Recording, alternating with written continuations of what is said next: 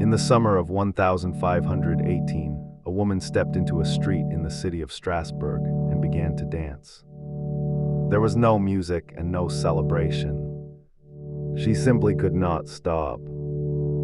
She danced for days, and then one by one others joined her. Within weeks, hundreds of people were dancing through the streets, unable to control their own bodies.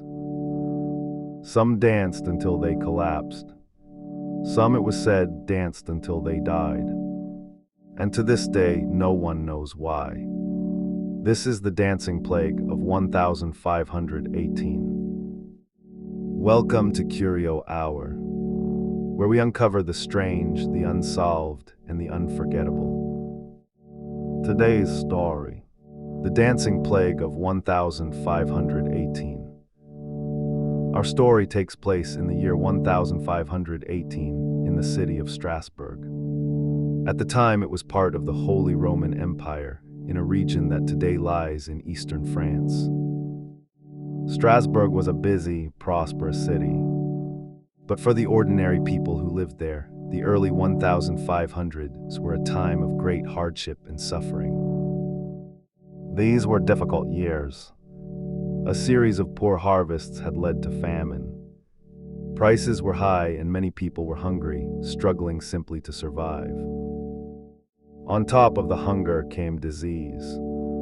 Outbreaks of illness swept through the region, and a frightening condition that affected the limbs and the mind was well known. It was a world full of fear, suffering, and deep religious belief. People lived under the constant shadow of death, sin, and divine punishment. This is the backdrop against which one of the strangest events in recorded history unfolded. And it began with a single woman. Her name was recorded as Frau Trophia. One day in July of 1518, she stepped out of her house and into the narrow street and began to dance. There was nothing joyful about it.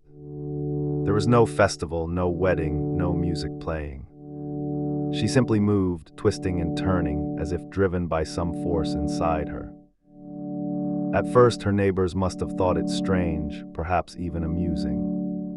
But she did not stop. She danced on through the day and into the evening. When night fell, she finally collapsed from exhaustion and slept. But when she woke, she rose and began to dance again, helplessly, as if she had no choice. This went on for days. Frau Trophia danced almost without rest, her feet bruised and bleeding, her body driven to its limits, yet still she could not stop. Crowds gathered to watch this bizarre spectacle. And then something happened that turned a strange curiosity into something truly alarming. Within days, other people began to join her. First a few, then more. They too started to dance uncontrollably in the streets, swept up in the same affliction. It was spreading like a contagion. But this was no ordinary sickness. It was an epidemic of dancing, passing from person to person through the city. Within about a week, dozens of people had been seized by the compulsion. Within a month, the numbers had reportedly grown to many hundreds. The streets of Strasbourg were filled with people dancing day and night, their faces blank or distressed, their bodies moving against their will. And here is the crucial point. The dancers did not seem to be enjoying themselves. Witnesses described them as frightened, in pain, and desperate to stop. They cried out for help. They begged for it to end. But their limbs kept moving, as though possessed by something beyond their control. This was the truly disturbing nature of the dancing plague. It was not a celebration that got out of hand. It was a torment that no one could explain or escape. And it took a terrible toll on their bodies. Dancing for hours and days on end, with little rest, food, or water, pushed many of them to the brink. According to some accounts from the time, people began to suffer strokes, heart attacks, and collapse from sheer exhaustion. Some reports claim that a number of them died. Some chronicles suggest that at the peak, as many as 15 people a day were dying. While historians debate the exact numbers, the event itself is very well documented. The authorities of Strasbourg were baffled and alarmed. They had to do something, so they turned to the physicians of the day for an answer. The doctors considered the cause. They concluded that the dancing was caused by, in their words, hot blood, an overheating of the body that needed to be worked out. And so they reached a decision that seems almost unbelievable to us today. If the problem was that people needed to dance it out of their system, then they should be allowed to dance. The authorities actively encouraged the dancing. The idea was that the afflicted would only recover once they had danced the fever completely out of themselves. They cleared spaces for the dancers. They set up wooden stages and open areas where the people could move freely. They even hired musicians to play. Pipers and drummers were brought in to provide a beat, in the belief that music would help drive the sickness out faster. It was, to put it mildly, a catastrophic miscalculation. Instead of curing the dancers, the music and the open spaces only made things worse. The rhythm encouraged more people to join in, and the plague grew. The city had essentially thrown a giant mandatory dance, and it was killing people. The well-meaning cure had poured fuel on the fire. Eventually, the authorities realized their mistake. The dancing was not burning itself out. It was spreading and worsening. They changed their approach entirely. The musicians were sent away. The stages were taken down. The encouragement stopped, and a new, more sober mood took hold of the response.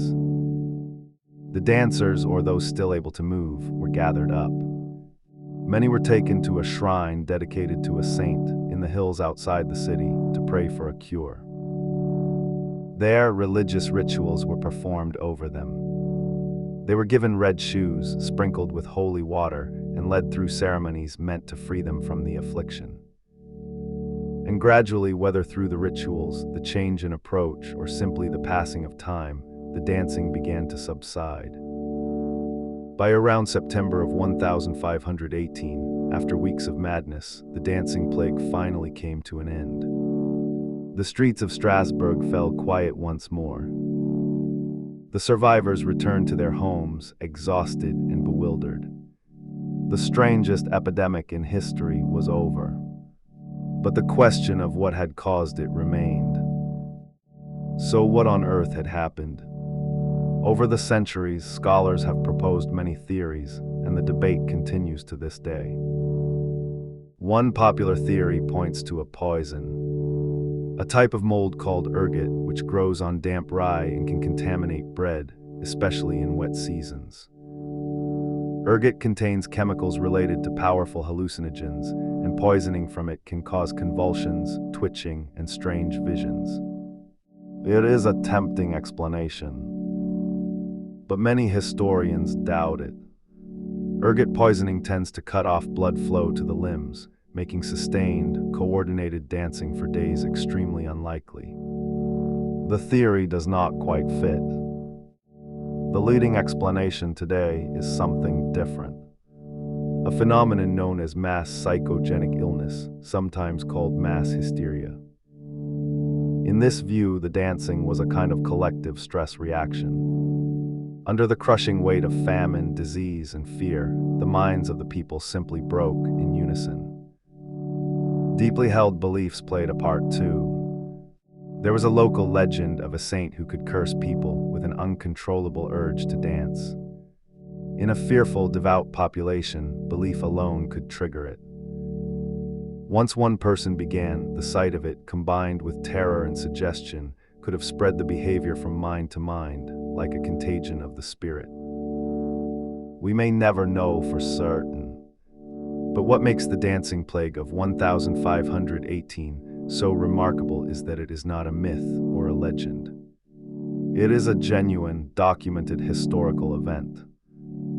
Real records written by people who were there describe hundreds of citizens dancing themselves to ruin in the streets for reasons no one could understand then or fully understands now.